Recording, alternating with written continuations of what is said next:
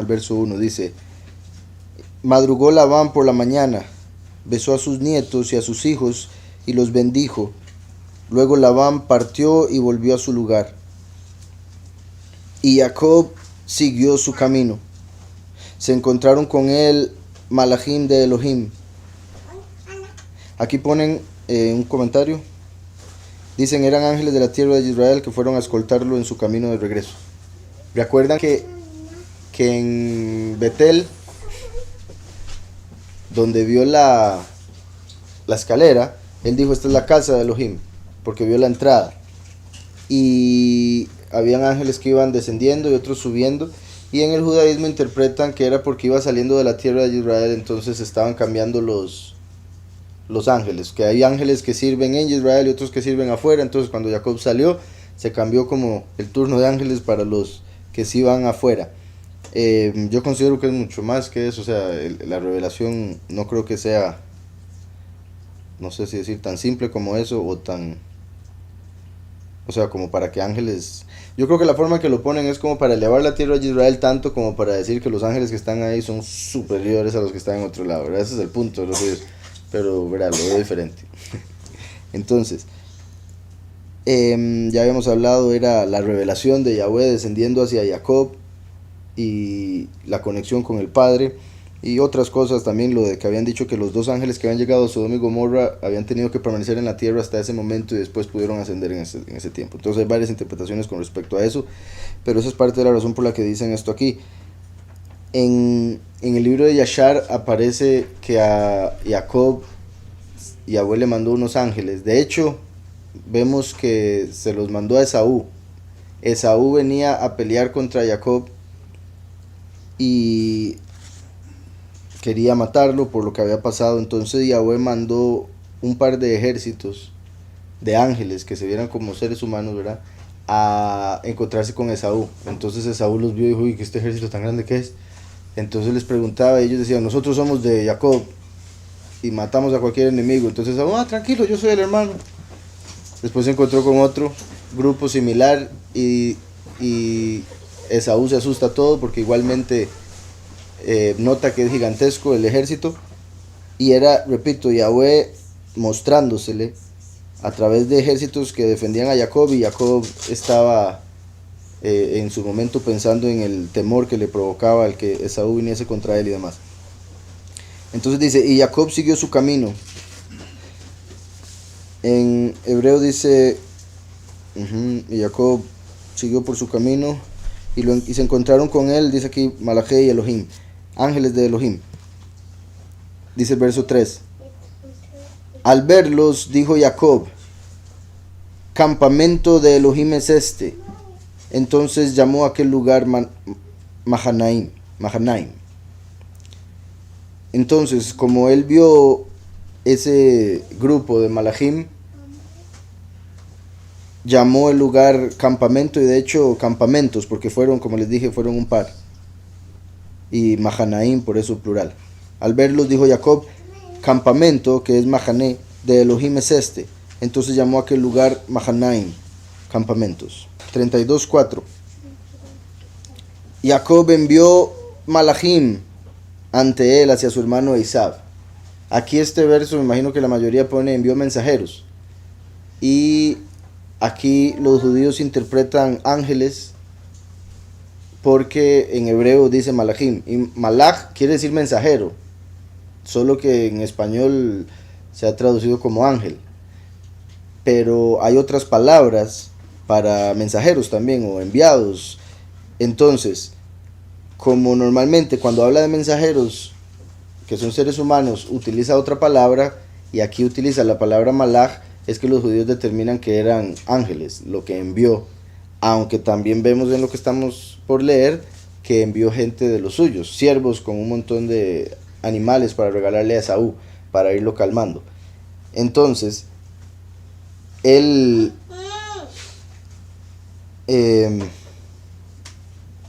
por la forma en que está escrito se puede entender que los Elohim que se le presentaron a Jacob, que venían de Yahweh, él mismo los envió a Esaú, y sería lo que vemos en Yashar, de que se le presentan esos ejércitos para asustar a Esaú haciéndole pensar que Jacob viene con un ejército inmenso. Pero por otro lado, en lo literal de mensajeros que son humanos, es lo que viene a continuación. En todo caso, el punto es que en el judaísmo ponen ángeles. Jacob envió ángeles, literalmente mensajeros, hebreo malachim, ante él a su hermano Esav, a la tierra de Seir, el campo de Edom. Esav quiere decir, ¿verdad?, hecho, como completo o tosco, por como nació él. Sheir quiere decir peludo, y hace alusión a un tipo de animales que son muy peludos, como las cabras monteses, que hacen alusión a demonios. Y Edom, que quiere decir rojo. Entonces Jacob envió malachim ante él a el que fue hecho peludo rojo. En este capítulo, ¿verdad? Bueno, espero no sea spoiler, pero aquí en la mayoría de traducciones aparece que Jacob pelea con Dios, así lo pone. Y ese fue un capítulo que para mí siempre fue muy interesante, porque con esa traducción no tiene sentido. Si uno piensa que Dios es el creador todopoderoso, altísimo, entonces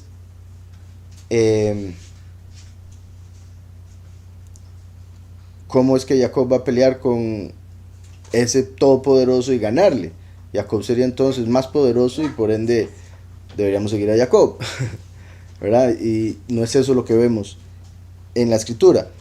Entonces debemos meternos más a fondo para ver qué es lo que verdaderamente está diciendo ahí. Y ahorita voy a explicar esa parte, pero mi punto es que aquí Jacob pelea contra un poderoso, voy a decir, no el todopoderoso. Y por eso la confusión. Ese poderoso contra el que pelea es un malaj, y es el malaj que defiende a Esaú, su hermano. Entonces, como él había tomado la primogenitura, la bendición, y Esaú viene con tanto odio hacia él para matarlo, su ángel se le presenta primero, y es lo que estamos por ver acá. Y sé que me adelanté un poco, pero es principalmente para mencionar aquí estos nombres que menciona. Son como Jacob con sus malachim, o más bien, aquí Jacob envió malachim, como el último, que cuando muere y resucita asciende como Micael con sus ángeles en Apocalipsis 12 y pelea contra Satanás y sus ángeles. Satanás es el dragón rojo. Rojo es el color Edom. Peludo hace alusión a demoníaco, según el nombre Sheir en hebreo. Y Esav hace alusión a alguien que está completamente hecho, pero también hace alusión como a un niño. Imaginarse un niño con dientes y barba sería un poco raro, ¿verdad? Y eso haría que su piel se sienta un poco tosca por la barba, ¿verdad? Como un adulto que se rasura, ¿verdad? Ustedes han visto. Entonces, por eso la palabra tosco o brusco de Esav. Y haría entonces alusión al enemigo, el que es tosco y hecho peludo, rojo. Entonces dice el verso 5: y les encomendó diciendo, así le dirán a mi amo, a Esav. Vean cómo le hablaba. Pues hay algunos que piensan o consideran aquí la opinión de que no debió decirle mi soberano, y estoy casi que de acuerdo, ¿verdad? En el sentido de que era Esaú, era un impío, ¿cómo lo va a llamar soberano? La única razón por la que quizá lo podría llamar soberano es porque era su hermano mayor. Entonces uno tiene que respetar a sus mayores, aún a sus hermanos mayores. Entonces esa sería la única razón por la que estaría como permisible que le llamen soberano. Pero aparte de eso, parece ser también como, ¿verdad?, el calmarlo con esa palabra, como decirle, mi soberano, por favor, no me mate. Entonces, a partir de este momento, él está armando todo un discurso y una presentación para Esaú, para que cuando Jacob ya termine de encontrarse con él, o sea, termine el camino y llegue a encontrarse con él, entonces Esaú ya estuviese aplacado todo su enojo.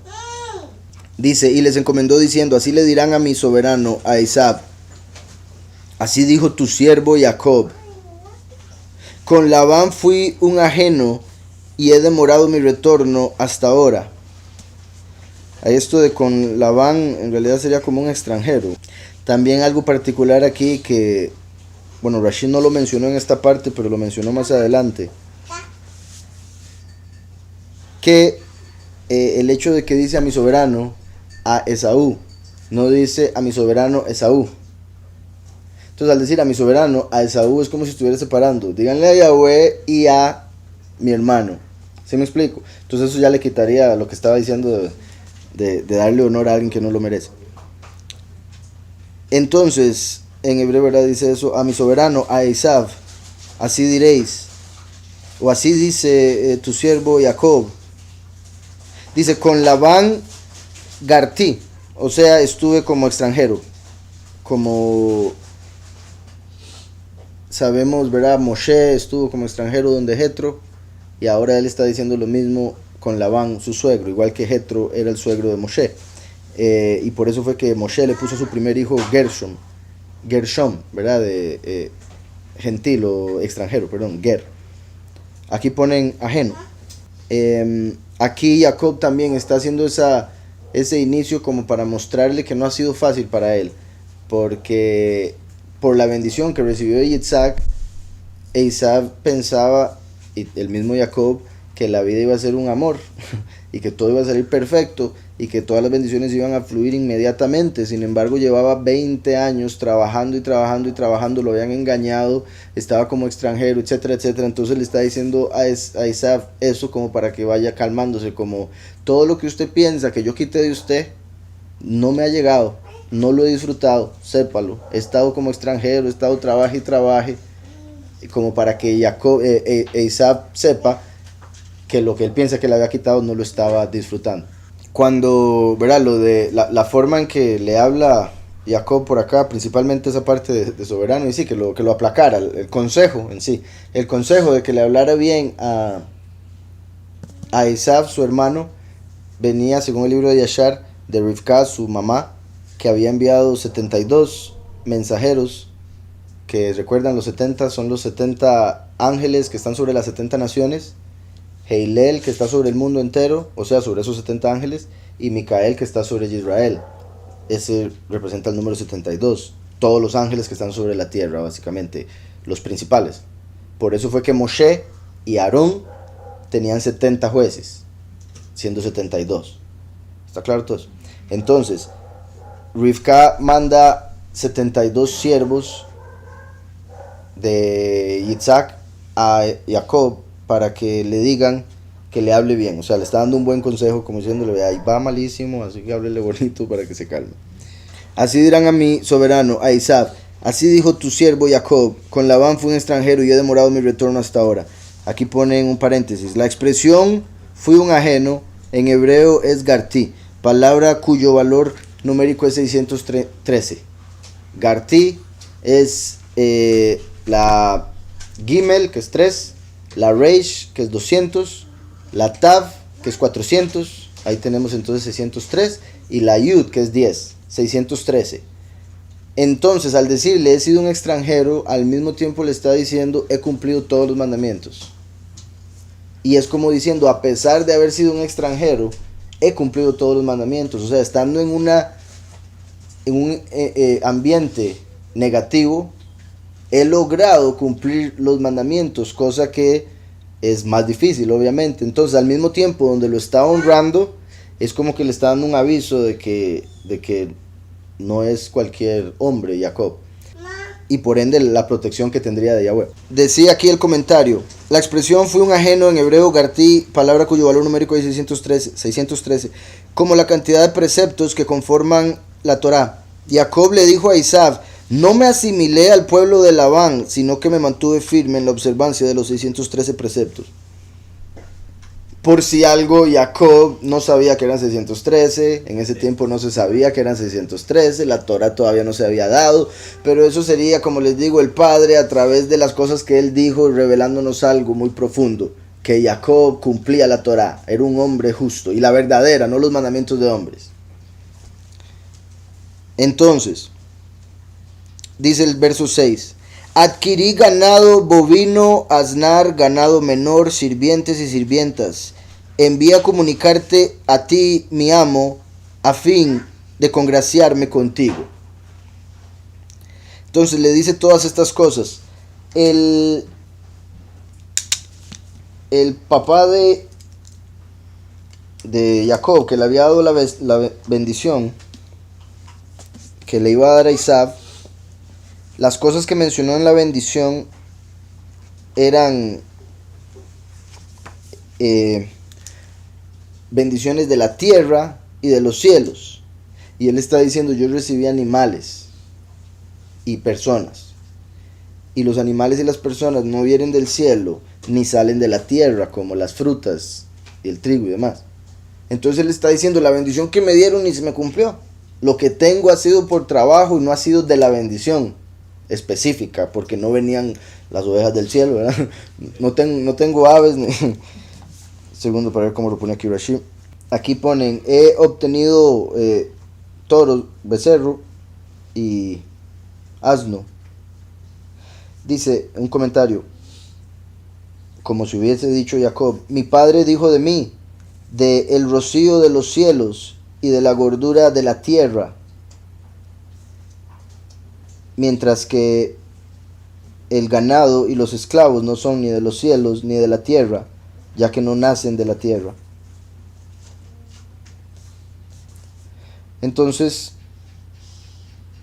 por eso es que en parte le está, por un lado le está diciendo, conseguí todo esto y ahora se lo regalo, porque le estaba enviando un regalo gigante a Isaac.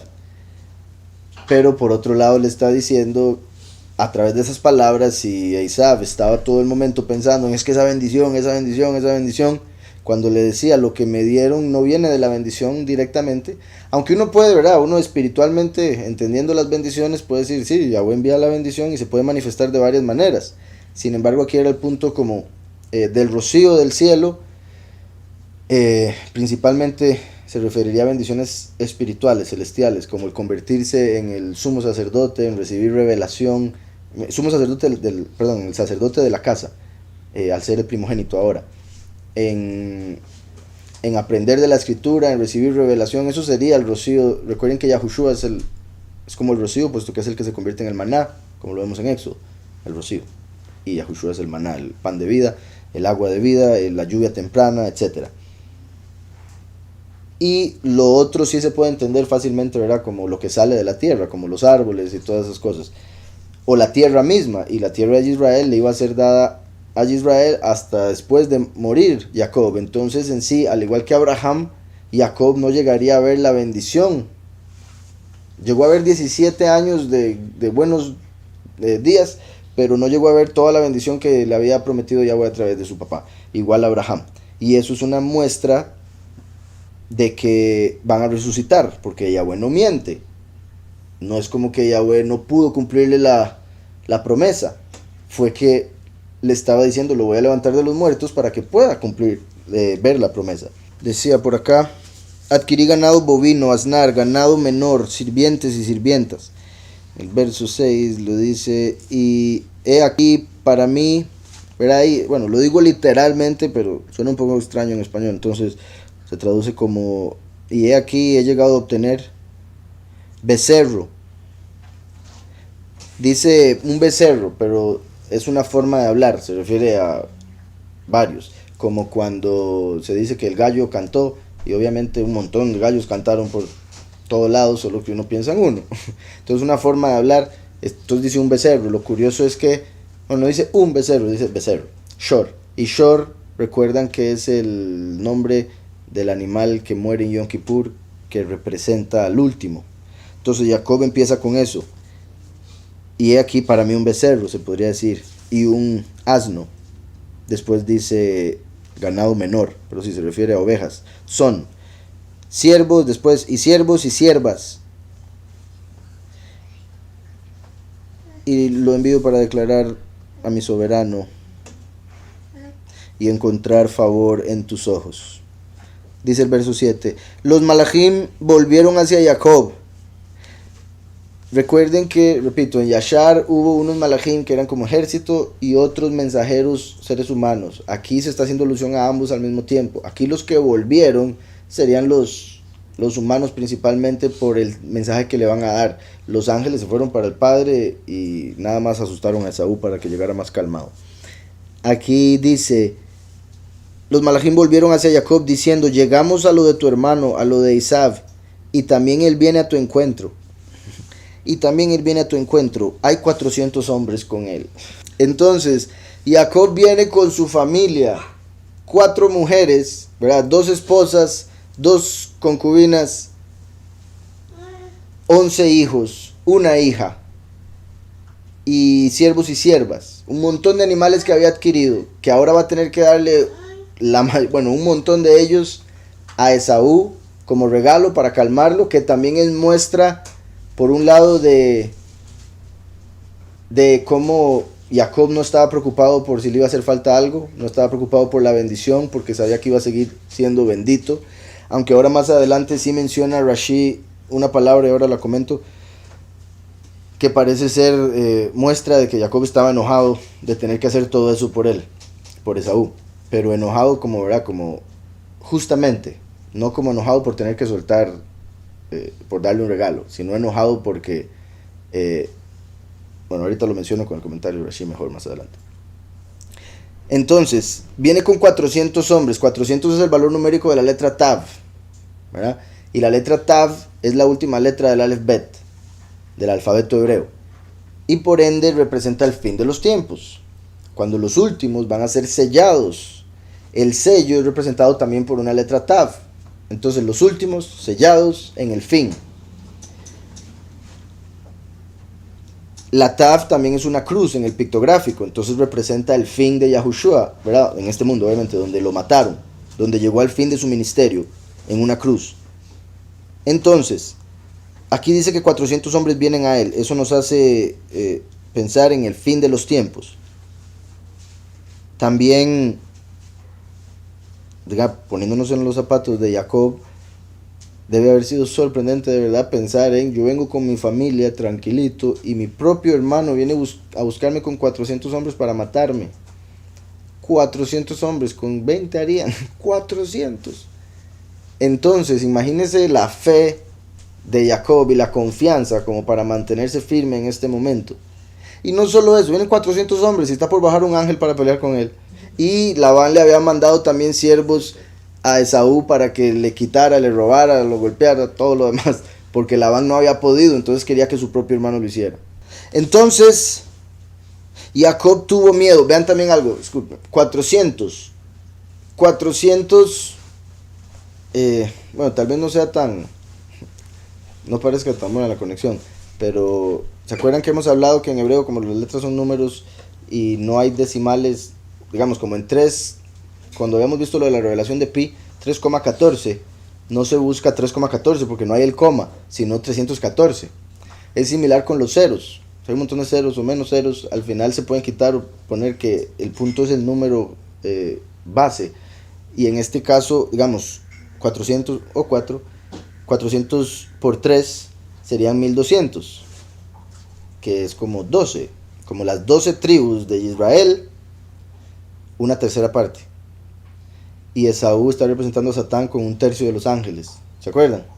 Entonces mi punto es que el 4 es una tercera parte de 12 y Israel representa las 12 tribus y está por enfrentarse contra 400 hombres, como si fuera el último, Micael, en Apocalipsis 12, que pelea contra 1/3 de los ángeles del cielo que se rebelan con Lucifer. Entonces Jacob tuvo mucho miedo, eso lo angustió.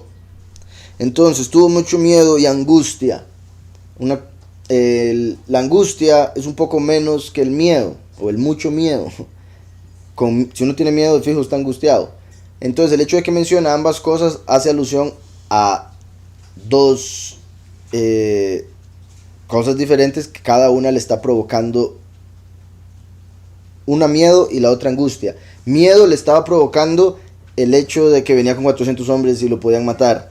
Entonces eso lo hace buscar al Padre, orar, agarrarse de él y demás. Y la angustia era el pensar que si lo venían a atacar, él iba a tener que defenderse a él y a su familia y podía terminar matando a su hermano. Y no quería matar a su hermano. Imagínense llegar a donde Rivka y decirle, ay, maté a Esaú.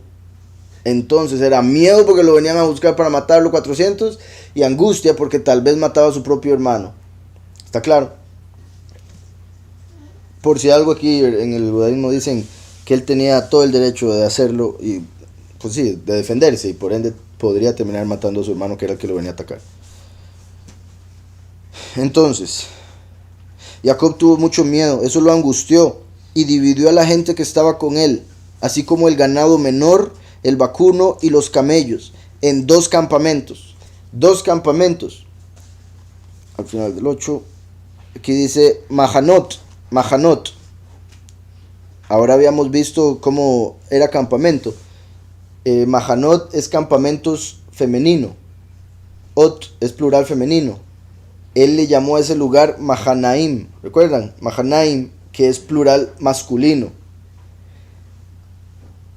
Es plural porque ahí envió o separó su familia en 2 campamentos, pero como eran de la tierra, es campamentos femeninos. Los malajim de los cielos, que representa cabeza, como se presentaron ante él, eran Mahanaim. O sea, la misma palabra, campamento, pero los de la tierra, campamentos femeninos, y los de los cielos, campamentos masculinos. Mi punto es por eso la diferencia en esas 2 palabras, pero también la razón por la que le llamó a ese lugar así, porque ahí él mismo dividió a su familia en 2. Y eso es para representar también los pocos y los muchos. Como cuando el último muere, resucita, asciende, pelea, después va y cosecha, ¿verdad? Porque Lucifer cae del cielo después de esa pelea. Y es ahí donde los escogidos huyen. Entonces después es la cosecha.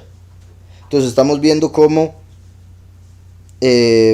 está separando desde este momento ya los 2 grupos que irían a ser cosechados. Dijo, si Esaú va a un campamento y lo ataca, el campamento restante podrá sobrevivir.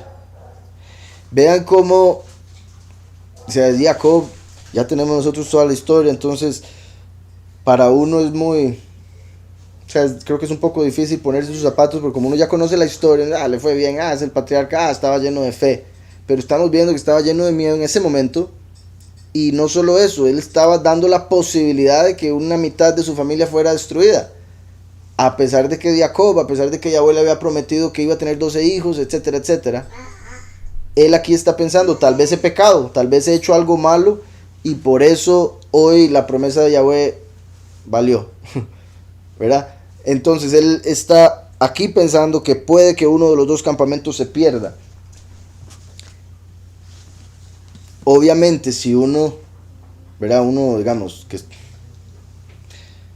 si uno estuviese ahora si la historia fuera al revés, y la reencarnación y todo eso, digamos que uno venga en este momento y lea todo lo que Jacob hizo, y después Yahweh lo devuelve a la vida anterior y es Jacob, si uno sabe todo lo que pasa, ¿qué va a tener miedo? ¿Qué va a estar pensando? No, si destruye a uno, no, los 2 se van a salvar. ¿Sí me explico?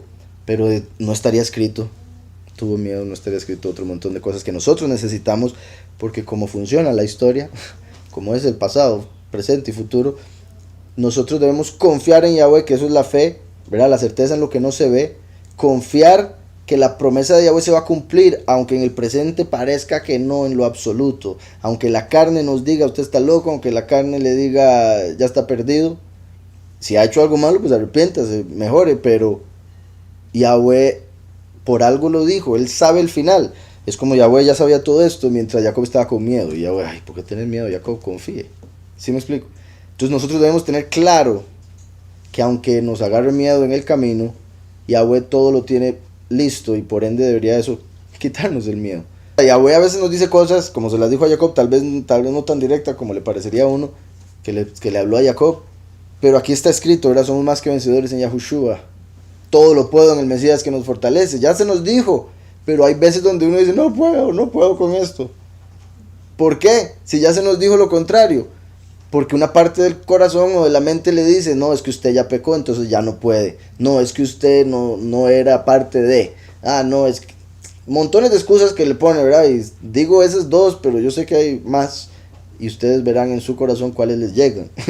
Entonces, para que luchemos contra esos pensamientos, que es parte de lo que representa todo este capítulo, de hecho. Aquí ponen, si Jacob le hubiese informado a Esaú de su ganado y esclavos para impresionarlo con su riqueza, hubiéramos entendido el verso de la siguiente manera: estoy enviando para decir a mi soberano, ¿verdad?, de mi riqueza, para encontrar favor en tus ojos, como diciéndole para que vea que yo le puedo ayudar, como no me destruya, vea que tengo un montón de cosas con las que le puedo ayudar, pero en realidad ese no era el punto. Jacob no le estaba tratando de dar a entender que tenía muchas riquezas. Después dice, por lo tanto, dice, más bien Jacob le dijo a Esaú de su ganado y esclavos para convencerlo que no había sido beneficiado de la bendición de Yitzhak. De esta manera Rashi explica que las palabras estoy enviando a mi soberano es ya otro tema y no se refiere a la riqueza de Jacob, pero más bien de que viene para encontrar favor en sus ojos. Y verdad, también era un regalo que le estaba enviando, porque envió varias como caravanas con animales para que Esaú recibía un regalo y decía, ay, ¿a dónde viene Jacob? Entonces le decían, está atrás, ok. Y donde se fijaba para ver si venía otro regalo. Entonces decía, Jacob, ya viene atrás. Entonces cada uno de esos lo iba calmando y calmando. Primero estaba todo enojado, sí, exacto. Y ya después estaba, bueno, ya, y hermanito. Vean que también, algo que no mencioné, lo había mencionado antes, pero sucede aquí en el verso 7. Dice, los malachim volvieron hacia Jacob diciendo, llegamos a lo de tu hermano, a lo de Esav.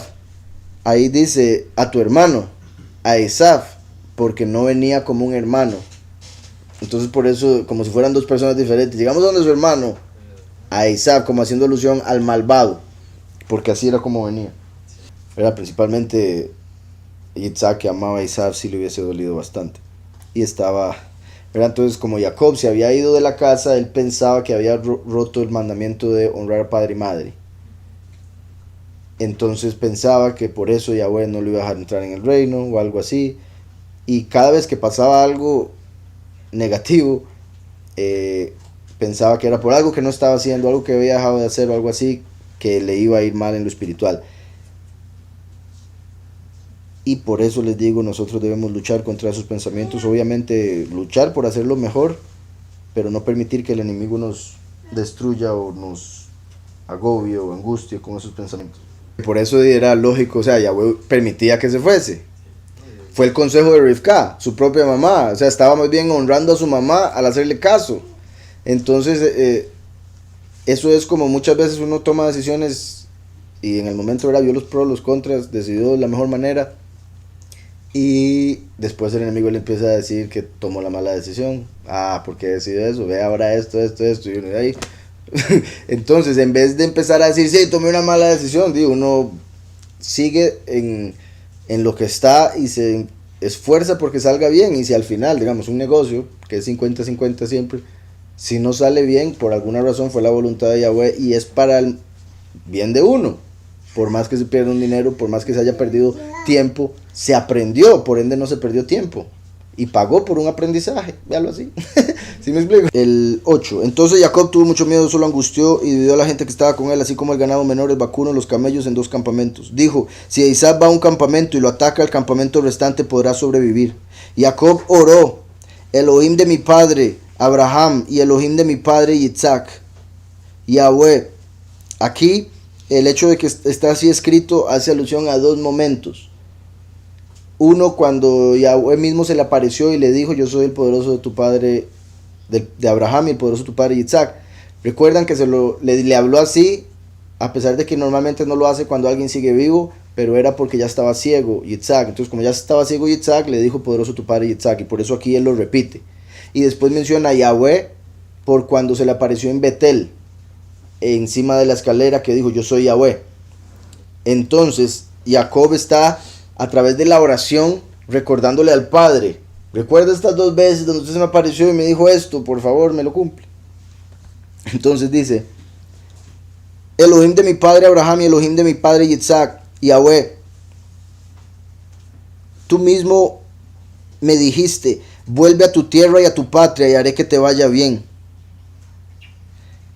El verso 11 dice, se podría decir me he encogido o me he hecho pequeño, se refiere a su mérito, como cuando uno no cumple los mandamientos es pequeño, si uno cumple los mandamientos se hace grande. Entonces aquí lo que está diciendo, porque después dice me he hecho pequeño con todas tus bondades, es como diciendo se me ha gastado el mérito de todo el bien que usted me ha hecho, todo lo que me ha salvado, quizá ya se me gastó, quizá hasta aquí me llegó todas las bendiciones que usted me iba a dar. O sea, cuando uno cumple mandamientos es como que uno mete dinero en la cuenta celestial, y cuando uno necesita que lo salven, llama a la cuenta celestial y Yahweh lo salva.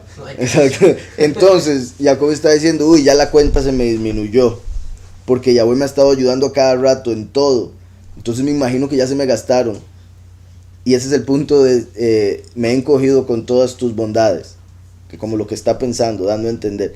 También otra forma de verlo es como me has hecho súper humilde al entender que necesito que me salve a cada rato, al entender que no soy yo, ¿verdad? Uno se siente pequeño ante la grandeza del Todopoderoso por todas las cosas que Él hace por uno.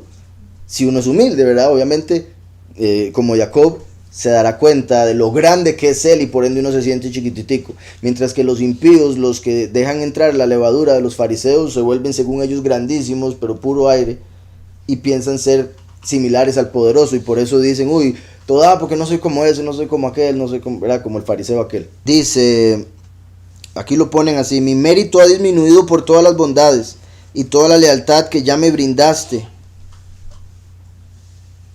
Tu siervo, me imagino que brindaste a tu siervo. Pues con mi bastón crucé este Jardín, ¿verdad? Cuando iba para donde Labán, cruzó el Jardín. El hecho de que dice con mi bastón se toma para decir que lo puso y se separó. Entonces se cree que el Jardín no solo se separó con Josué y Joshua, como lo vemos cuando se entró a Jericó, sino también con Jacob. De hecho, hubiera sido con Jacob primero y habría sido un ejemplo de lo que pasaría después con el pueblo entero, y una muestra de que Jacob es una representación del sucesor de Moshe, testigo como Moshe, conocido como Josué. Dice, pues con mi bastón crucé este Jardín y ahora he devenido en 2 campamentos. Ahí el punto está, ahí está diciendo, hace 20 años yo pasé por aquí solo, con este bastón nada más, y ahora estoy pasando de vuelta y somos 2 campamentos enteros. Imagínense cuánto lo multiplicó el Padre, lo engrandeció, y qué sorprendente, ¿verdad? El ser cabeza de hogar, él está viendo toda su familia, sus 4 mujeres, sus 11 hijos, todos sus siervos, siervas y animales, como un solo cuerpo, porque está diciendo, era solo yo, y ahora somos 2 campamentos, o soy 2 campamentos. Pues con mi bastón crucé este Jardín. El hecho de que lo hace solo y con el bastón es como Moshe con la vara, como el último con el nombre de Yahushua, que llega solo, empieza solo, como también lo vemos en Isaías 63, que él pasa el Jardín, o sea, muere solo en el sentido de que lo atrapan y se lo llevan y lo matan. Y como dice Isaías 63, que se encontró solo, que no había nadie más que lo salvara, entonces lo salvó su propio brazo. Entonces ahí es como viene solo al mundo, pero cuando se va son 2 campamentos, los pocos y los muchos. ¿Estamos? Una vez que muere ya los 2 campamentos están establecidos, quiénes son los pocos y los muchos, que serían su familia eterna. Y ahora he devenido en 2 campamentos. Aquí ponen, o sea, no tenía ni plata, ni oro, ni hacienda. ¿Se acuerdan, de hecho, que cuando él llegó a donde Labán, no tenía nada, como dicen, ni donde caer muerto? Y por eso fue que Labán lo vio mal, ¿verdad? Porque decía, la vez pasada vino un siervo con un montón de riquezas, ahora viene el hijo y no tiene nada. Entonces eso es para representar la diferencia del primero y el último, en el sentido de que el último va a parecer pobre para el mundo, en apariencias y quizá también en todo lo demás que significa esa palabra. Entonces, llegó sin nada, pero se devolvió con 2 campamentos. Dice, tan solo este bastón era toda mi propiedad y ahora tengo 2 campamentos. Jacob temía haber compensado ya todos sus méritos con las bondades que Yahweh le proveyó, y que ahora estaba a merced de su hermano Esaú sin mérito alguno que pudiera rescatarlo. Entonces eso fue, considero yo, la vida de Jacob. Me parece que le pasó muchas veces al pobre. Obviamente no es pobre, me refiero, qué duro en ese momento sin saber el que le venga su propio hermano con 400 hombres con ganas de matarlo, el que su suegro le cambie el salario 100 veces, el que se quiere casar con una mujer y le dan otra, el que le violan a la hija, el que se le pierde su hijo favorito. Todos esos eventos eran como de ahí, sí, ya se me acabó el mérito. ¿Aló? ¿Tengo algo en la cuenta? Todos esos momentos él pensaba que era porque ya se le había acabado, o se iba a ir al infierno, ya no se iba a cumplir el mandamiento, digo, la promesa de Yahweh, etc. Y sabemos que todo fue parte y era clave para llegar a la promesa. La violación de Dina fue uno en particular muy triste, fijo, y se debió a que, o sea, se toma que sucedió por algo que Jacob hizo aquí. Jacob hizo algo acá que lo llevó a tener que pasar por eso. O sea, cometió un error. Dice el verso 12, por favor, ¿verdad? Le está hablando Jacob a Elohim, por favor, sálvame de la mano de mi hermano, de la mano de Esaú. Una vez más, ¿verdad? Menciona de mi hermano, de la mano de Esaú, porque no se estaba comportando como un hermano. Porque tengo miedo que venga y me ataque a la madre con los hijos. ¿Verdad? Tenía miedo de que llegara y atacara, de que atacara a Raquel con los hijos o a Lea con los hijos. ¿Verdad? Su miedo era que murieran sus esposas y sus hijos. Porque tengo miedo que venga y me ataque a la madre con los hijos. Tú dijiste, ciertamente haré el bien contigo, y haré que tu descendencia sea como la arena del mar, que es muy numerosa para contar. Y Yahweh le había dicho a Jacob que lo haría como el polvo de la tierra. El que ahora Jacob cita la arena del mar es para recordar la promesa que le había dado a Abraham y que descendió a él, lo cual es curioso también porque recuerden que Abraham le dijo como las estrellas y como la arena. Lo de las estrellas se quedó solo con Yitzhak, y ahora vemos con Jacob que se le había dicho el polvo y ahora él mismo toma la arena. Y haré que tu descendencia sea como la arena del mar, que es muy numerosa para contar, como dice Génesis 28, 14. Tu descendencia será como el polvo de la tierra. Ahí donde le habló a Jacob, pero le dijo polvo. Ahora le está diciendo arena para conectarse con la bendición que le dio a Abraham. Lo que sí a mí me parece importante de esto, con eso que acaba de decir usted, es que si se habla de judíos, son muy pocos en el mundo los judíos. Y la mayoría ni siquiera son israelitas. Entonces, ¿dónde está el verdadero Israel? Que Yahweh prometió que sería como la arena del mar. Ya estamos en el fin de los tiempos. Entonces, ¿cuál es ese pueblo que es tan numeroso, pero que está escondido? Y como ya hemos hablado, el pueblo latino cumple ese punto. Y también los negros esclavos, que fueron esclavos en Estados Unidos. Pero bueno, si hay mucha materia con respecto a eso. Si alguien quiere leerlo después, sería buenísimo. Continúo por acá. Verso 14. Pasó allí aquella noche y tomó de lo que le vino a la mano un tributo para su hermano Esaú, 200 cabras y 20 machos cabríos. 200 cabras, 20 machos cabríos. El valor numérico 200 es el de Reish, que es cabeza. El 20 es la kaf, la palma de la mano. El punto ahí de machos cabríos son 20 para 200, porque son animales que se aparean mucho. Entonces con 20 tenían con 200. O sea, 200 cabras para 20 machos eran suficientes para que ellos se pudiesen aparear bien. Porque digamos, se apareaban con una y quedaba embarazada, ya no podían estar con esa, entonces tenían que estar con otra cabra, pues con otra cabra y con otra cabra, hasta tener el montón de cabritos, exacto. Entonces, aquí se va viendo los números de acuerdo a cómo ese animal se apareaba. Entonces, 200 cabras y 20 machos cabríos, 200 ovejas y 20 carneros, eran similares. 30 camellas, camellos hembra con sus crías. Y no menciona machos porque eran 30 y 30, eran el mismo número. Es el punto, porque los camellos no se aparean tanto. Trabajan suficiente como para solo aparearse con una. Eso también muestra, bueno, ahí hablaba Rashi de cómo en el judaísmo hay montones de leyes con respecto a las relaciones maritales. Por un lado, la escritura manda que el hombre no puede, bueno, ni el hombre ni la mujer puede negarle a la pareja la relación sexual. El hacerlo es malo, es como tratar mal a la pareja. Y también con esto de los animales se ve que depende del hombre, depende de la persona, cuánto se tenga que unir con su esposa.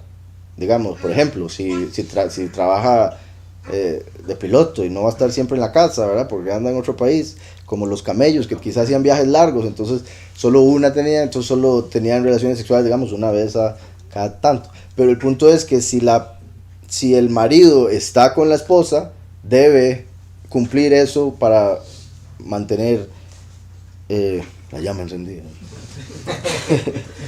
Entonces, mucho calor. 200 cabras y 20 machos cabríos, 200 ovejas y 20 carneros.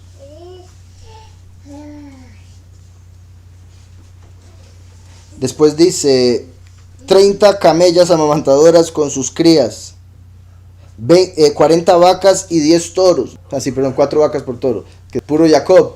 Recuerden que el toro representa al último, y el último es representado por Jacob. Jacob tuvo 4 esposas, y aquí estamos viendo que el toro tenía 4 vacas, o esposas, digámosle, para que no suene tan feo. Entonces, 4 para 1, porque es como el último, no que el último vaya a tener 4 esposas, sino lo que representa eso. Al ser un toro, vemos aquí el número, son 4 hembras, y por eso Jacob, que representa al toro, tenía 4 esposas. Ahora, la forma en que esas 4 esposas estaban unidas con él era 2 como esposas principales y 2 como concubinas. Entonces, los 2 principales, pocos y muchos, y concubinas se puede ver como las naciones, pero como sabemos que de las concubinas también vinieron tribus, se podría decir entonces que los pocos son Raquel y los muchos Lea, Bila y Silpá, el número 3 que siempre menciono que se conecta con los muchos. Entonces, por eso 4 vacas por toro, 40 vacas y 10 toros, y 20 asnas y 10 burros.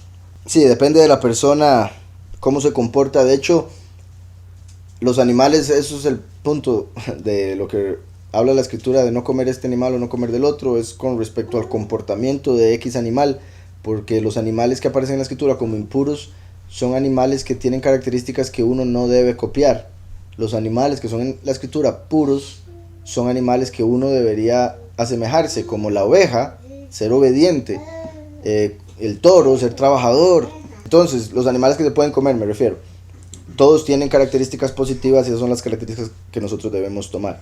Ahora, como todo animal tiene algo positivo y algo negativo, pues podemos encontrar aún cosas positivas de los impuros, ¿verdad? Como el perro tiene cosas muy positivas, pero no es un animal que aparezca en la escritura como puro. Y eso también se conecta con el hecho de que uno conoce personas que no creen en Yahweh y uno dice, no, pero tiene cosas positivas, es buena gente, solo que no ha conocido al Padre. Entonces, es como uno de esos, o sea, uno puede ver cosas positivas, ese es mi punto, no voy a decir nada. Entonces, verso 17 dice, y los entregó en manos de sus sirvientes, todos esos animales, cada rebaño aparte, y les dijo a sus sirvientes, vayan delante mío, y dejen un espacio entre rebaño y rebaño. Entonces, súper astuto Jacob, porque dice, bueno, le voy a regalar este montón de cosas, pero lo voy a separar en pedacitos, para que cuando viene el primero diga, uy, esto es todo, que un montón, pero donde ve el otro dice, híjole, más, y donde ve el otro, más. Entonces, cada uno de esos le iba calmando más y más y más. Además de que lo que les decía, al decir ahí, vayan delante mío, bueno, todavía no leí todo, dice, instruyó al primero diciendo, cuando te encuentre mi hermano Isaac y te pregunte así, ¿de quién eres? ¿A dónde vas? ¿Y de quién es eso que está delante tuyo. Le dirás de tu siervo, de Jacob, es un tributo enviado a mi soberano, a Esaú. Mira, también él está detrás nuestro. Entonces ahí Jacob le está diciendo a los mensajeros, cuando le lleven el regalo y se encuentre con Esaú, le dicen esto cuando él les pregunte de quién son ustedes, para dónde van con todo eso. Entonces le dicen, es de Jacob, tu siervo, y todo eso es tuyo, un regalo de Jacob.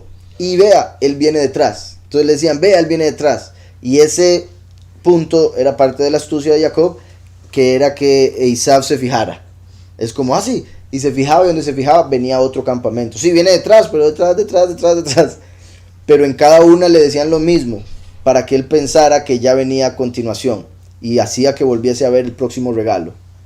Mira, también él está detrás nuestro. Verso 20. Y también ordenó al segundo, al tercero y a todos los que iban tras los rebaños. Vean cómo envió más de 3. Se puede decir más de 4, porque dice y a todos después. Los que iban tras los rebaños les instruyó diciendo, así le dirán a Esaú cuando lo encuentren. Y dirán también, tu siervo Jacob está detrás de nosotros.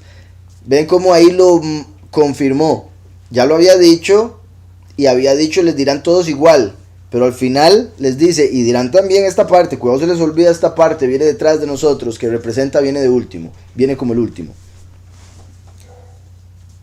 Y dirán también, tu siervo Jacob está detrás de nosotros, porque pensó, apaciguaré su ira con el tributo que va delante de mí, y después quedaré frente a él. Quizá me perdone. Ahí donde dice tributo, en hebreo la palabra que aparece es minjá. Minjá, recuerdan que es una de las ofrendas que se daban en el templo. En sí era la ofrenda de comida, se conoce como la ofrenda de comida. Y aquí todo lo que le estaban mandando se podía comer. Y bueno, se podía usar para otras cosas también, ¿verdad? Pero principalmente comida. Entonces como una ofrenda de comida. Apaciguaré su ira con el tributo que va delante de mí, después quedaré frente a él, quizá me perdone. Entonces el tributo pasó adelante de él. Y pasó aquella noche en el campamento.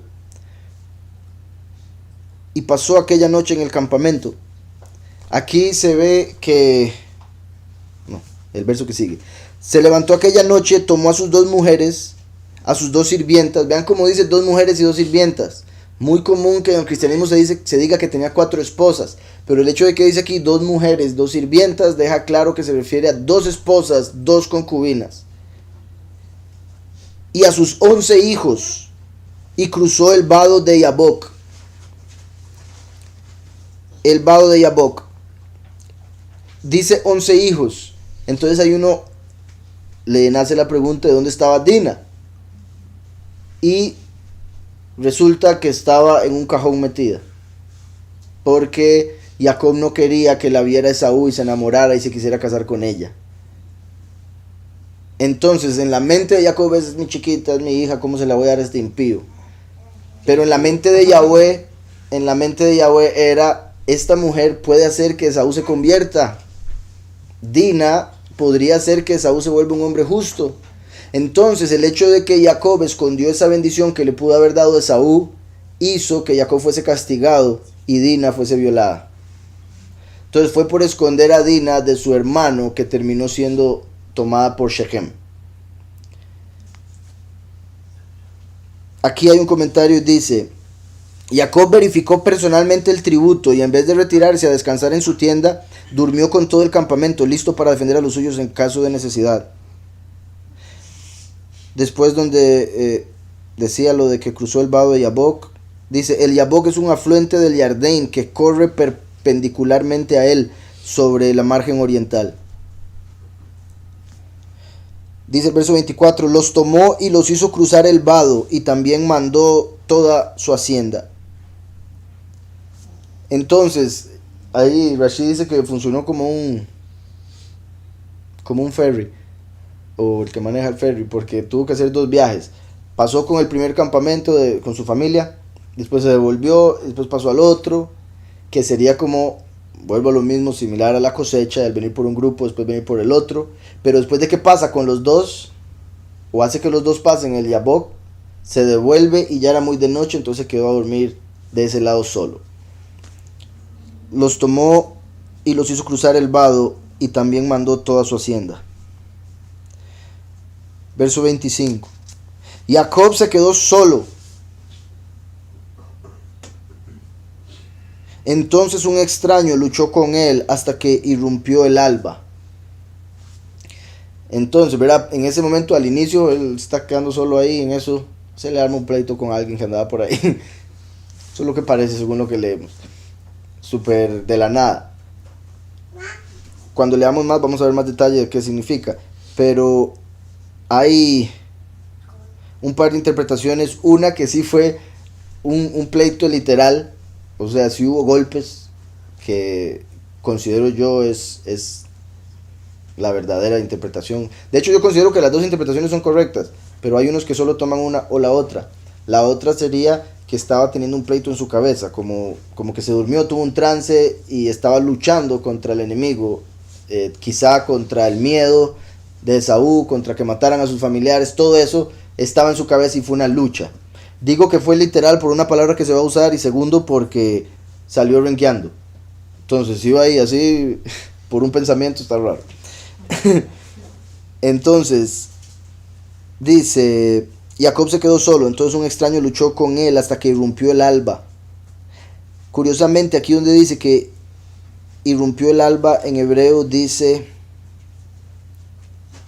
ad alot, o sea, hasta que salió hashahar, el alba. Shahar, que es la oscuridad de la mañana, cuando todavía no ha salido el sol completamente, entonces todavía sigue un poquitito oscuro. Recuerdan que a Lucifer en Isaías es llamado Heilel ben Shahar, lumbrera, hijo de la mañana. Entonces, por ese nombre que aparece aquí, hace alusión a el último peleando con Lucifer.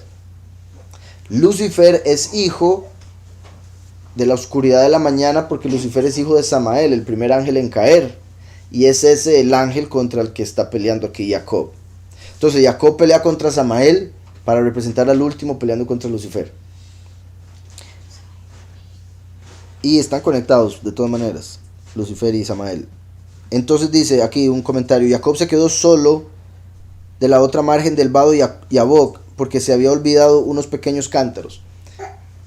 Esto es también en particular. Entonces dicen que Jacob, después de pasar todo, dijo, uy, me tengo que devolver porque hay unas cosillas por allá, unos pequeños cántaros, cualquiera. Entonces se dice que eran cosas pequeñas, no muy importantes, pero es una enseñanza que se saca de ahí, de que los justos, los hombres apartados, cuidan sus cosas, sean lo que sean, las cuidan mucho, para no tener que caer en la tentación del robo, o algo similar al robo, como tomar lo que no les pertenece, trabajar de una manera que no deben, cambiar las pesas, todas esas cosas que hacen los hombres para obtener más y más y más.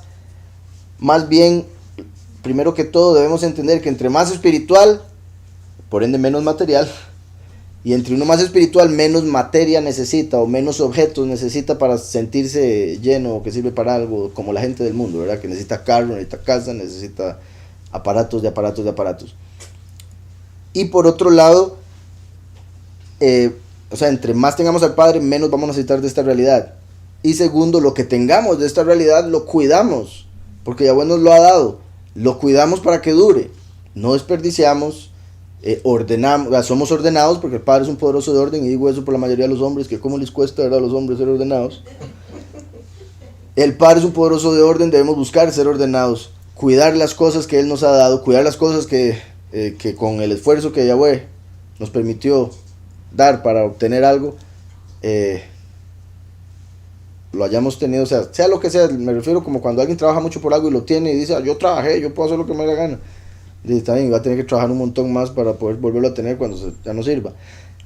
Entonces, como sabemos que Yahweh nos lo da, aún a veces a través de nuestro esfuerzo, entonces cuidemos las cosas que Yahweh nos da, sea lo que sea, y por ende también, como amamos al prójimo como a nosotros mismos, si el prójimo nos presta algo, cuidémoslo como si fuera nuestro, y si se puede, o sea, yo diría más, pero ese es el punto de lo que estoy tratando de decir. Cuando cuidemos algo, cuidémoslo al máximo. Si alguien nos presta algo, lo cuidamos al máximo y buscamos devolvérselo. Yo creo que cuando yo era joven, bueno, sí, cuando era niño, qué duro prestarle algo a alguien, porque a veces eran personas que uno pensaba que eran amigos, Y uno le prestaba algo y mi esposo no se lo pedía. ¿Qué? ¿Qué? No recuerdo.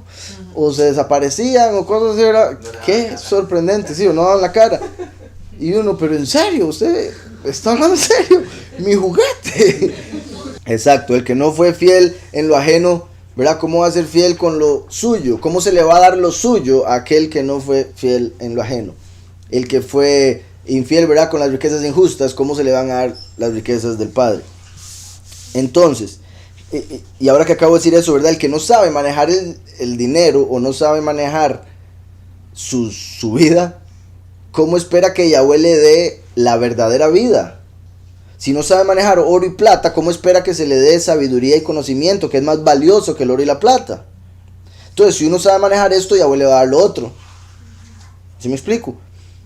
Y si tiene esto, se va a dar cuenta que no necesitaba tanto aquello. Bendito Yahweh. Mientras que todo el mundo que no tiene sabiduría y conocimiento piensa que lo único que necesita es plata. Entonces, decía por acá, el extraño con el que luchó era Samael. Ay, vean ustedes. Ahí no lo dice así. Ahí dice nada más el ángel de Esaú. Qué bueno. Dice, el extraño con el que luchó era Samael, ángel guardián de Isab. La lucha entre Jacob y el ángel de Isab, que son prototipos del bien y del mal respectivamente, representa la eterna lucha de la humanidad entre el bien y el mal y la eterna lucha interna del hombre en su rol de microcosmos. Entonces, como decía, la lucha interna es representada ahí. Él está literalmente peleando con un ángel para que nosotros entendamos que nosotros espiritualmente peleamos con ángeles todo el tiempo. Y por otro lado, representa ya el final de esa guerra en Apocalipsis 12, cuando el último vence a... Bueno, Micael vence a Lucifer en Apocalipsis 12, repito. Es este evento ahí representado. Dice el verso 26. Y al percibir que no podía con él, tocó la articulación de su muslo, dislocándose así el encaje del muslo, del fémur de Jacob en su lucha con él. Entonces, como el Malach vio que no podía con Jacob, y eso es sorprendente porque los malachim son más fuertes que los hombres. Entonces, por un lado, Jacob era súper fuerte, que ya lo hemos visto en otras ocasiones cuando movió la piedra y otras ocasiones ahí, que literalmente era súper fuerte. También debemos entender, el Malach tuvo que entrar en un cuerpo similar al humano para poder pelear. Entonces, podría decir como que bajó un poquito de nivel. Jacob tenía un nivel más alto que la mayoría de los hombres, entonces siguieron. Y Jacob iba ganando, y eso es particular porque representa al último como hijo pródigo, que por ser hijo pródigo tiene todas las de perder, por ser humano, como Jacob humano. El último como hijo pródigo, a diferencia del primero sin pecado. ¿Sí me explico? El sin pecado pues obviamente tiene que vivir. El último con pecado ya Satanás piensa que le ganó, pero cuando se enfrenta con él, como tiene a Yahushua como su espada, logra vencerlo. ¿Sí me explico? El último con Yahushua puede vencer al enemigo, y eso es lo sorprendente, de que un hombre pequeño, en el sentido de ser humano, logre vencer al ángel más poderoso, el que está por encima de toda la tierra. Y todo porque cree en Yahushua. Se vuelve por unos cántaros, ¿verdad? Los cántaros llevan el agua, y el agua es Yahushua, entonces como que se devuelve por Mashiach, se devuelve por la verdad, y termina ganando con la verdad, no con los cántaros, pero sí con lo que representa. Y también, ¿verdad?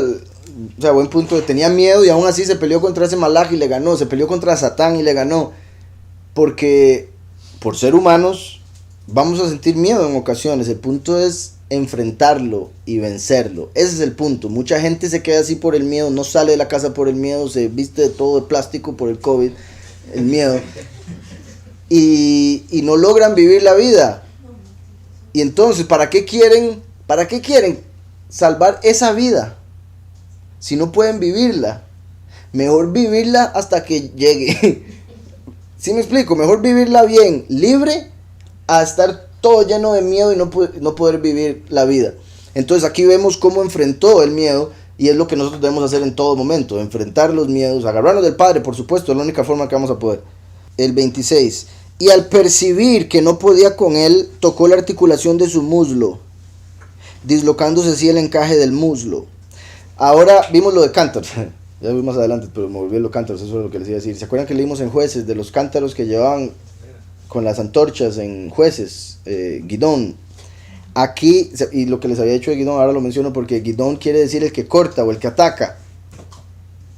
El tendón que le golpearon y se le dislocó se llama Gid.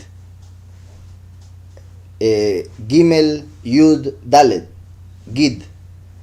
Entonces Gidón es como el tendón manifiesto.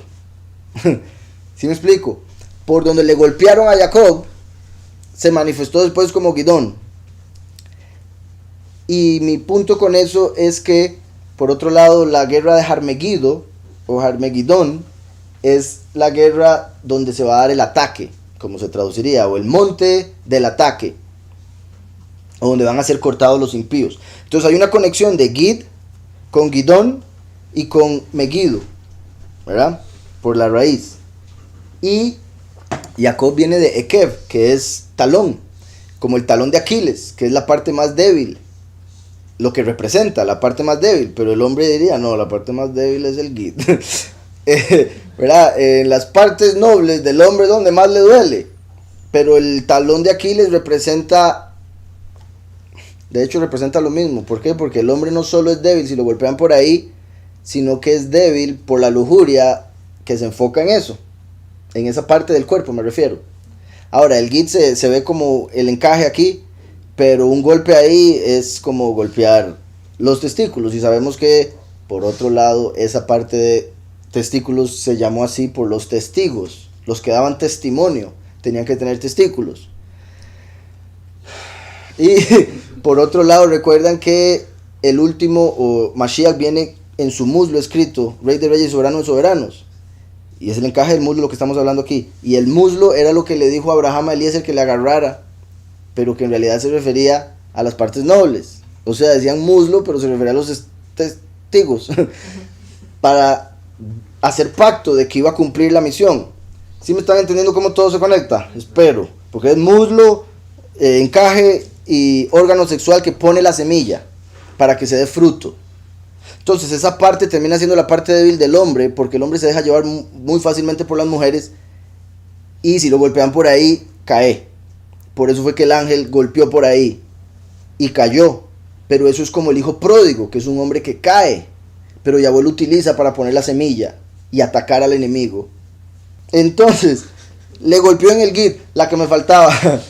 ¿Cómo se llama, o cómo le dicen Daniel al testigo como Moshe? Recuerdan que en Daniel 9 se manifestaría Mashiach Nagid, el príncipe Nagid, Nun Gid, o sea, el Gid que viene de la Nun. Y Nun es el hijo de Efraín, a través del cual vendría el último, ¿no? Les digo.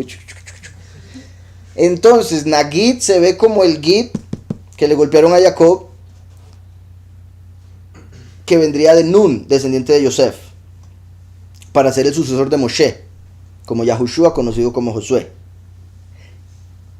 Y Nagid se puede ver como el que declara, como un líder que declara qué es lo que hay que hacer. Porque también ahora vamos a ver que cuando él le dice, decláreme quién es usted, dice Hagid, Hey Gid. Entonces por eso también representa la voz, el que habla. ¿Estamos? Entonces esa parte Gid se conecta con todo eso. Gidón, Megido, el Nagid, declarar, o sea, la voz, atacar, cortar.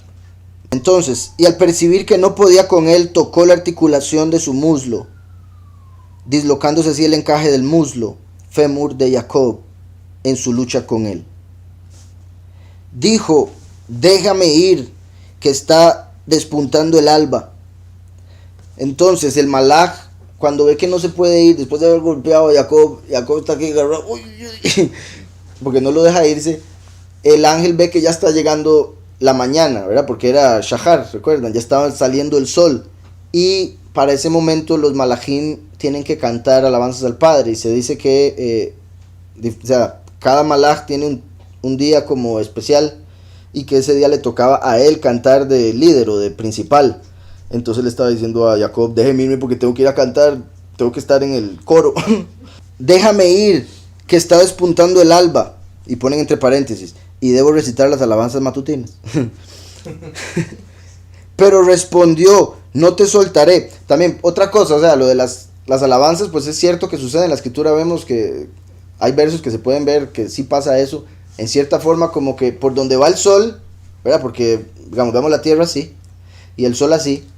Bueno, en realidad el sol es así. Pero digamos que es un círculo, digamos, para que sea más fácil. Y donde va pasando, aquí está la línea de mañana y noche, ¿verdad? Digamos. Entonces, cuando va pasando así, los ángeles van cantando aquí. Entonces van cantando, van cantando, van cantando, van cantando. Entonces el día es una canción completa, las 24 horas es una canción completa, porque por donde va pasando el sol van cantando los malajim. Y también va haciendo un cambio, porque recuerden que las 3 de la mañana son cuando los demonios tienen más poder. Entonces los espíritus van cambiando de como turno. Cambian de turno, hacen relevos. Entonces por eso también como el cambio que hay de los ángeles de la mañana a los ángeles de la noche y así. Déjame ir, que está despuntando el alba. Pero respondió, no te soltaré hasta que me bendigas. Aquí de hecho en hebreo dice, no te soltaré hasta que hayas sido bendito. O yo sé que suena muy parecido. El punto es que el verbo de bendecir es en pasado. Entonces, el punto principal no es que me bendiga ya, sino confirme que la bendición que me dio Yitzhak, que supuestamente era para Esaú, me pertenece. O sea, no lo dejo ir hasta que usted confirme que la bendición es mía, porque Esaú no lo acepta. Y si el ángel de Esaú lo acepta, se entiende que no hay quite. Entonces le dice, no te soltaré hasta que me bendigas, que entre paréntesis ponen, o sea, hasta que confirme las bendiciones que me dio mi padre, hecho que Esaú no acepta. También ese no te soltaré hasta que me bendigas es lo que yo siempre utilizo como el principal ejemplo de lo que dice la escritura, de que el reino le pertenece a los violentos y solo los violentos lo arrebatan. No violento físicamente porque se peleó con un ángel, no ese es el punto, sino, como les decía, esto es una representación de las luchas que tenemos en la mente, en el corazón, con dardos del enemigo y demás. Entendiendo esa referencia, entonces lo mismo digo aquí.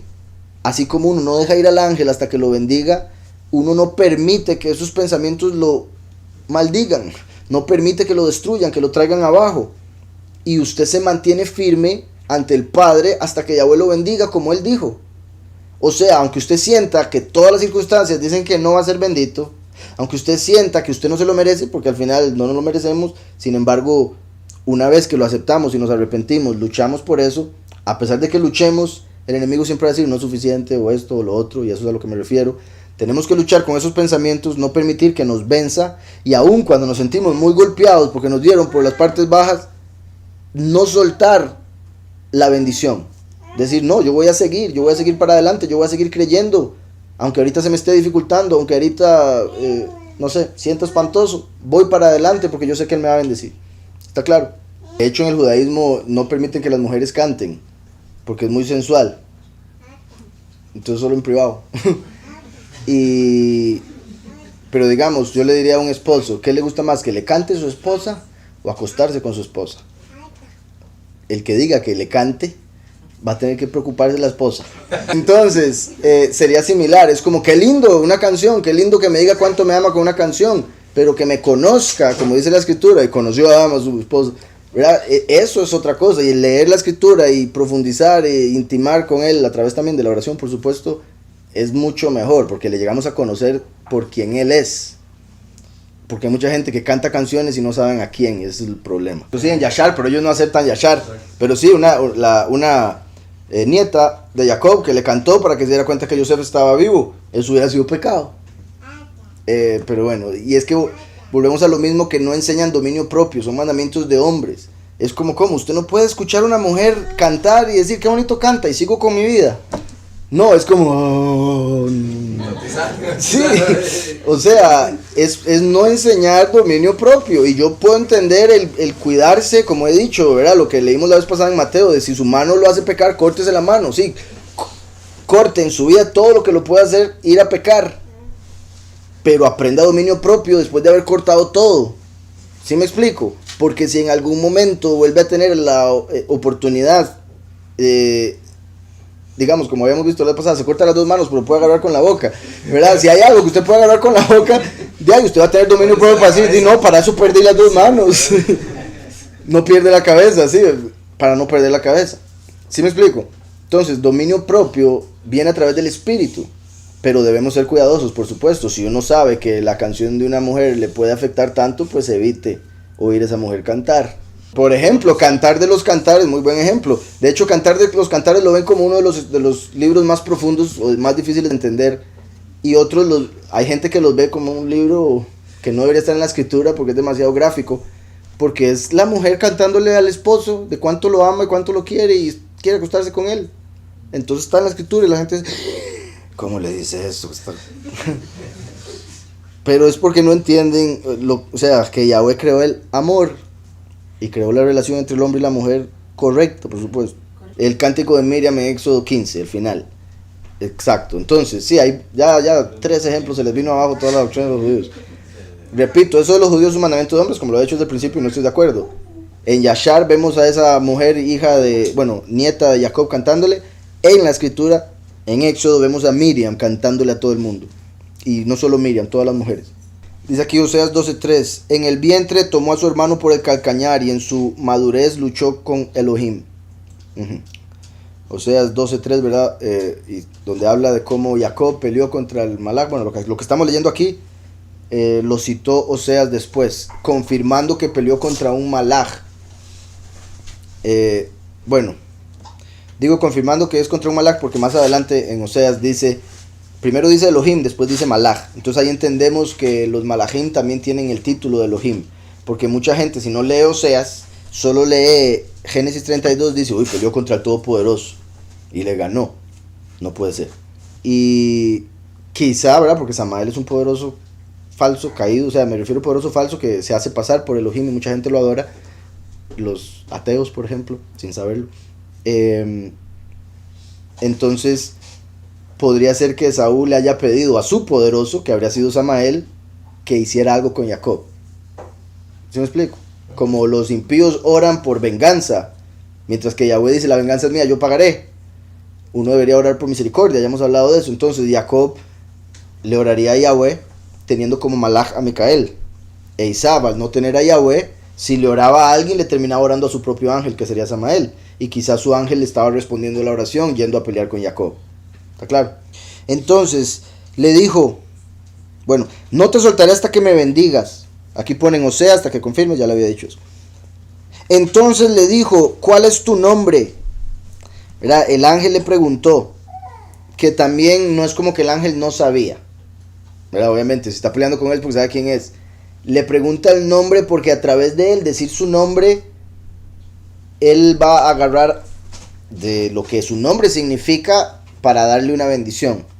Entonces, ¿cómo es que le dicen a usted? Él dice Jacob, que quiere decir suplantador, que se toma como algo negativo. Entonces, por eso le pregunta el nombre.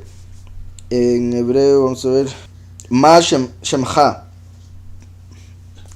Qué curioso, ¿verdad? ¿Cuál es tu nombre? Ma Shemcha. Pero al mismo tiempo le estaría diciendo, tu nombre es el Ma. Recuerden que Yitzhak representa el mi. En hebreo, mi es quién. Quién hace alusión a Yahushua. Quien nos revela al Padre. El que nos enseña quién es el Padre. El camino al Padre. Yahushua es el mi, el quién, representado por Yitzhak. Jacob representa el último, que sería el ma. ¿Qué es lo que dice el Padre? ¿Qué es lo que revela el Padre? ¿Qué es lo que prometió el Padre? ¿Cuál es el nombre del Padre? Que también cuál y qué, mismo significado de ma. Entonces, ahí es como si le estuviera diciendo que él es una representación del ma o del qué, al preguntarle cuál es tu nombre. Entonces dice, y le dijo él Jacob. Entonces al decirle Jacob le está diciendo suplantador. Y él respondió Jacob, le dijo, refiriéndose al Malach, no serás más llamado Jacob, sino Israel, pues luchaste con una fuerza celestial y con hombres y prevaleciste. Aquí ponen fuerza celestial, lo voy a ver del hebreo, porque no dice así literalmente. Y le dijo, no Jacob. Esto es particular también. Lo Jacob Yeameir Od Shimcha. No Jacob se llamará más tu nombre. Lo dice un poco raro. porque en otras ocasiones cuando le dijo a Abraham, tu nombre ya no será llamado más Abraham, sino Abraham. Pero aquí le está diciendo, no Jacob serás llamado tu nombre. Entonces el punto es, no serás un suplantador ya más, o no te van a llamar suplantador, porque al confirmar el malaj que la bendición era de él, siendo el malaj celestial y por ende sabía lo que se decía en el cielo, y él sabía en el cielo que la bendición era de Jacob, porque tras de eso hay un escrito que dice que el trono de Yahweh tiene la imagen impresa de Jacob. ¿Se acuerdan cómo en el trono de Yahweh están los 4 malajim que rodean, los querubín, que uno tiene, que son con 4 formas, de becerro, de águila, de león y de hombre? Se podría decir que la cara de hombre, se podría decir que la cara de hombre es el rostro de Jacob. O, como dicen algunos, que en el trono está dibujado el rostro de Jacob. Entonces ellos sabían quién era Jacob, más cuando ya lo vio el malaj.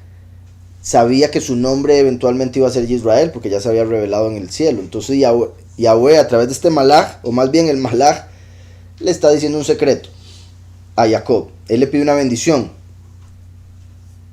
Lo que le pidió fue que confirmara la bendición que le había dado Yitzhak. Y se la confirma al decirle, ya no te van a decir tramposo, ya no te van a decir suplantador, porque la bendición es suya. Te van a llamar Israel, porque peleaste con malaj, o con Elohim, y con hombres, y venciste. Entonces Israel es de Sará, o Serará, que es vencer o prevalecer, y él, que es poderoso. La ayuda al inicio es del futuro masculino, tercera persona. Entonces él contenderá y vencerá al poderoso, es lo que quiere decir Israel. ¿Sí está claro? Muy importante, porque entonces el nombre es una representación del pueblo que vencería a Satanás, el poderoso de este mundo, y el último que va a vencer a Lucifer ya en Apocalipsis 12. Entonces dice, no Jacob se llamará más tu nombre, sino Israel, porque aquí ponen Sareitá im Elohim, porque contendiste con Elohim, veim anashim, y con hombres, batukal, y venciste. Dice anashim, hombres en plural, porque se refería principalmente a Isab y a Labán. Has peleado estaba por pelear con Isab, pero había peleado con él en el pasado, ¿verdad? Por ganarle la primogenitura. Y con Labán. Y curioso también que dice Elohim, peleaste con Elohim, no dice él. A pesar de que es Israel, dice Elohim, porque confirma que no solo se refiere a Samael, se refiere a las autoridades, a Jailel, etcétera, etcétera. Entonces Elohim, en plural. Entonces, aquí ponen, hombre se refiere a Isab y a Labán. Israel es una voz relacionada con autoridad, o sea, ya no te llamarás más Jacob, nombre relacionado con argucia, sino Israel, significando las bendiciones que te dio tu padre, y Isab reclama para sí, son tuyas por derecho propio. Otra interpretación, siendo que la voz Israel deriva de Sar. ¿Se acuerdan que Sar es como se le llama a Micael? Sar también quiere decir ministro o príncipe. En Daniel aparece Nagid y Sar. Sar cuando se habla de Micael como el malaj, y Nagid cuando se manifiesta como hombre. Pero el punto es que Sar es un término de ministro o malaj, y a Israel se le llamó el Sar, porque Sar es la raíz de Israel, confirmando que representa a Micael, es mi punto. Entonces decía aquí, siendo que la voz de Israel deriva de Sar, lo ponen aquí como importante. El verso bien podría leerse así: has adquirido importancia ante Yahweh y ante el hombre, o bien has devenido príncipe, Sar, entre los malajim y entre los hombres. O sea, te has convertido en un Sar, en un príncipe entre los malajim y entre los hombres. Verso 30. Entonces Jacob le preguntó, por favor, dime tu nombre. Vean eso. Entonces aquí el ángel le pregunta a él cuál es tu nombre. Ahora Jacob le devuelve el favor, ¿verdad? Solo que el ángel le había preguntado el nombre para bendecirlo. Jacob le está preguntando el nombre curiosidad. Y los ángeles, en lo que respecta a lo que está por pasar aquí, los ángeles tienen el nombre que se les da depende de la misión en la que van. No tienen un nombre personal como nosotros. Digamos, nosotros tenemos un nombre y si nos hacemos doctores somos del doctor tal. Y licenciado, tal. Entonces los títulos se cambian. Y eso querría decir entonces que los ángeles no tienen nombres, tienen títulos. Porque tienen el título del trabajo que andan haciendo.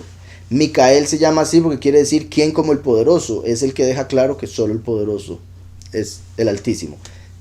Y por eso es el que vence a Satanás, que es el que quiere ser como el Altísimo. Por otro lado, recordemos que Yahweh no reveló su nombre sino hasta Moshe, al menos ya directamente como su nombre personal con el cual lo llamarían por siempre. Y la posibilidad, como él está peleando contra Elohim, él pensaba que era el Elohim de Elohim. Quizá por la oración que hizo se me acabó el mérito. Entonces tengo que pelear para ganarme un poco más de mérito. ¿Sí me explico cómo podría andar más o menos la cabeza de Jacob? Entonces, como había dicho que se había hecho pequeño en mérito por las bondades de Yahweh, se le arma este pleito y piensa que es Elohim, que sería como la lucha que uno tiene con uno constante, que ya lo hablamos. Piensa que es Elohim, tanto así que después dice, vi a Elohim cara a cara y no me morí. Entonces deja claro que pensaba que era el Todopoderoso. Como Yahweh revela su nombre hasta el tiempo de Moshe, es particular que hay dos ocasiones, esta y cuando le habla a Manoah, el papá de Sansón, en las que Jacob y después Manoah le preguntan el nombre al Malach, como para preguntarle el nombre de Yahweh. Una interpretación que quede claro, como para poder saber cómo se llama el Todopoderoso, pero Yahweh no se los revela directamente. En Deuteronomio 28:58 dice, si no cuidas de poner por obra todas las palabras de esta Torah que están escritas en este libro, temiendo a ese nombre exaltado y temible de Yahweh tu Elohim. Entonces, nombre exaltado y temible. En Jueces 13:6 dice, la mujer fue y se lo contó a su marido, diciendo, un varón de Elohim vino a mí, cuyo aspecto era muy temible, como el de un malach de Elohim. No le pregunté dónde venía, ni quién era, ni tampoco él me dijo su nombre. Dice el verso 17 de Jueces 13. Entonces preguntó Manoah al malach de Yahweh, ¿cuál es tu nombre? Para que cuando se cumpla tu palabra te honremos. El malach de Yahweh respondió, ¿por qué me preguntas por mi nombre, que es un nombre temible? Entonces se conecta con el nombre de Yahweh, que es temible, por lo que acabo de leer de Deuteronomio. Temible no se refiere a sino de que es honorable. Debemos reverenciar su nombre, respetarlo. Y terrible o admirable por la palabra en hebreo, que se refiere a algo que es tan sorprendente que es difícil de entender. Y a las personas cuando no entienden algo se asustan, por eso también lo traducen como terrible. Cuando alguien no entiende algo, le causa miedo. Y eso es particular porque entonces del nombre de Yahweh se habla como temible o terrible, difícil de entender. Por eso no todo el mundo entiende la importancia del nombre, la importancia de guardarlo y demás.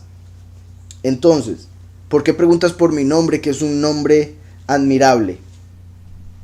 O temible, o terrible, ¿verdad? Depende de la traducción. Entonces vemos la misma situación. Se puede tomar como el malach no queriendo tomar la honra, en este caso para él mismo, porque la honra era para Yahweh, y Manoah quería honrarlo al ángel. Y eso sería idolatría. Entonces, en parte eso es lo literal, pero por otro lado es como el nombre es tan apartado que no se le puede dar a cualquiera. Manoah era, comparado con su esposa, no era tan sabio, no era tan capaz como su esposa. Su esposa era la más sabia y por eso el ángel se le apareció a la esposa. Pero Manoah dice, no, yo no le creo, entonces se le apareció también a él para que le creyera. Y como Manoah no era tan sabio y tan apartado, no se le reveló el nombre. Esa sería otra razón, ¿está claro? Pero el punto es conectar esto con este otro momento donde sucedió algo muy similar. Entonces Jacob le preguntó, por favor dime tu nombre, pero él respondió, ¿por qué preguntas por mi nombre? Aquí no era el ángel enojado porque le preguntó el nombre, porque el ángel también le había preguntado su nombre, entonces era como, usted me dice cuál es mi nombre, y ahora le pregunto y se enoja. El punto es que no tenían un nombre fijo, era un nombre según la misión.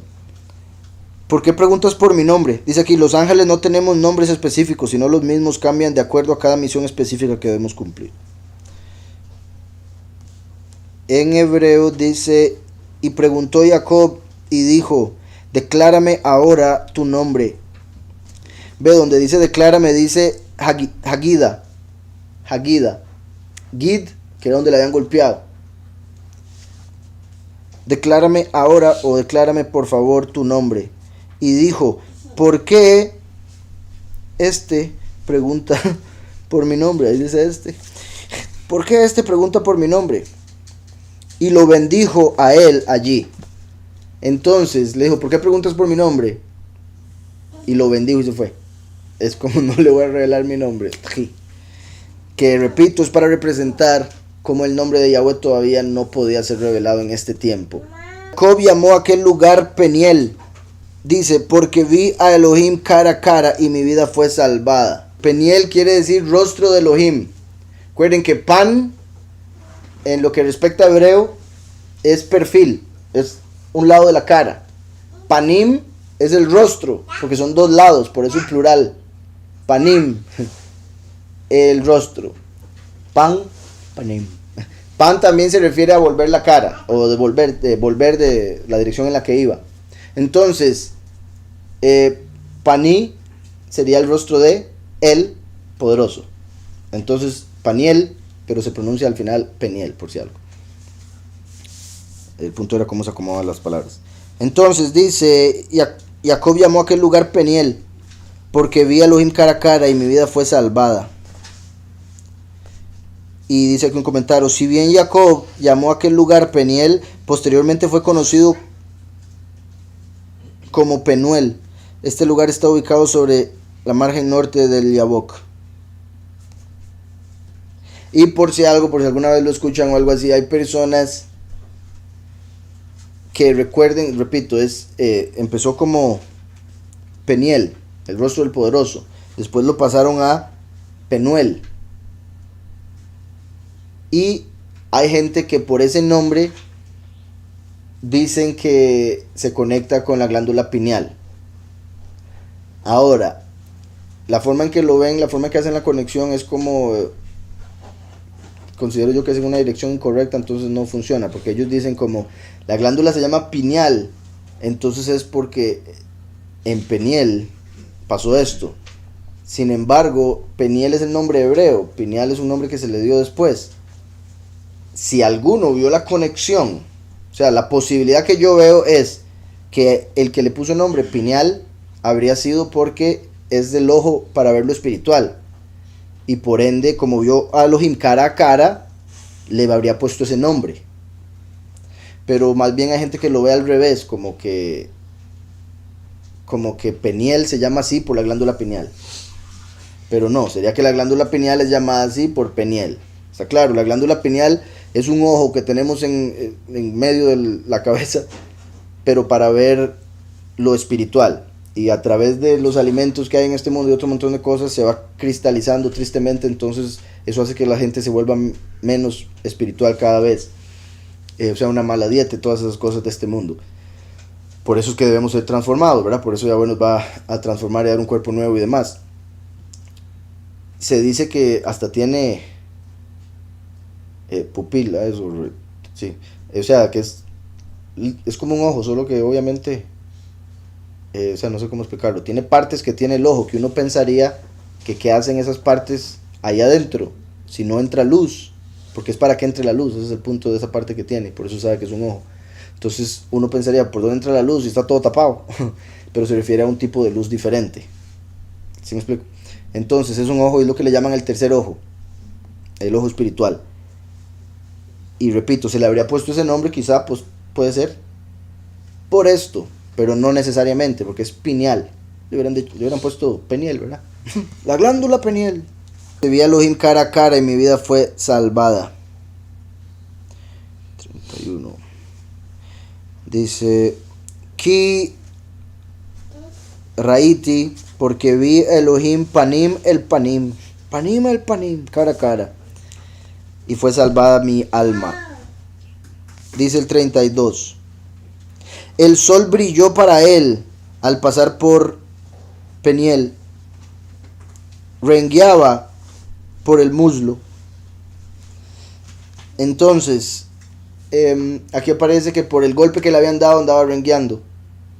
Y salió el sol para él, es como, o sea, se toma de varias maneras. Otra de esas formas de hablar, o sea, no solo para él, salió para todo el mundo, pero a él le ayudó mucho, entonces salió para él.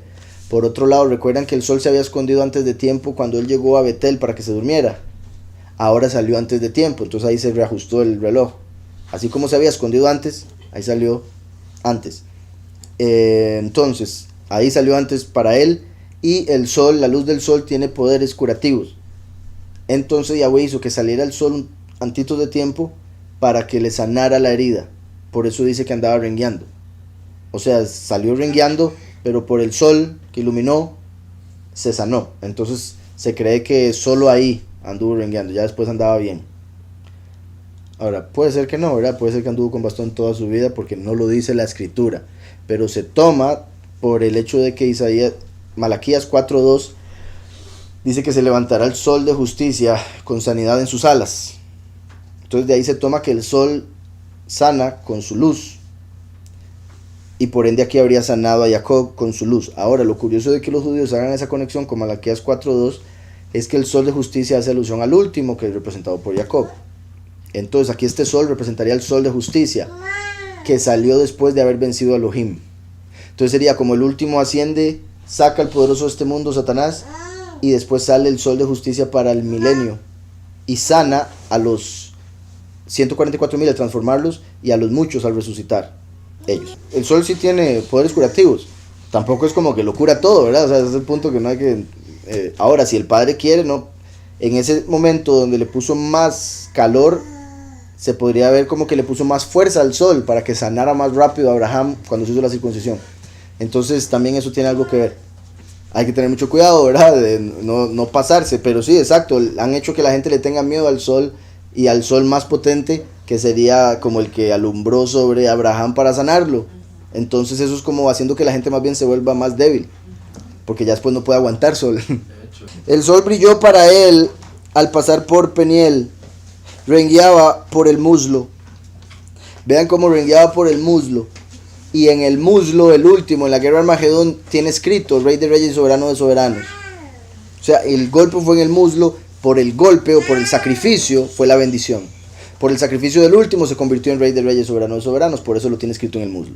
Aquí pone un comentario con respecto al sol brilló para él. El sol se apresuró a brillar para él, para sanarlo de su renguera.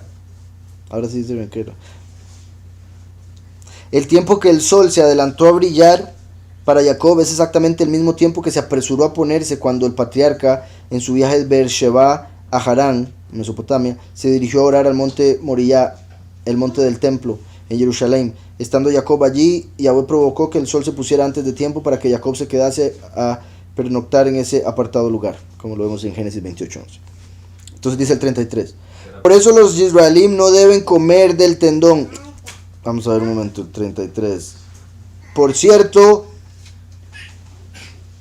sí, qué curioso, como lo ponen. No pueden o no deben comer los hijos de Israel el gid, el tendón. Dice el tendón desplazado. Que el tendón ciático sería el que le sacan al animal cuando se lo van a comer, para no comerse esa parte, como en honor a Jacob. Dice aquí, la lucha de Jacob contra el Malak de Isab es la lucha crónica del pueblo de Israel contra sus enemigos, que por doquier buscan destruirlo. La observancia de la prohibición de comer el nervio ciático actúa como recordatorio del triunfo de Jacob, y como tal, del triunfo de Israel contra las fuerzas del mal, más allá de alguna caída temporal. Y paralelamente al sol que entonces brilló y sanó a Jacob, también Mashiach brillará en todo su esplendor para librarnos del exilio.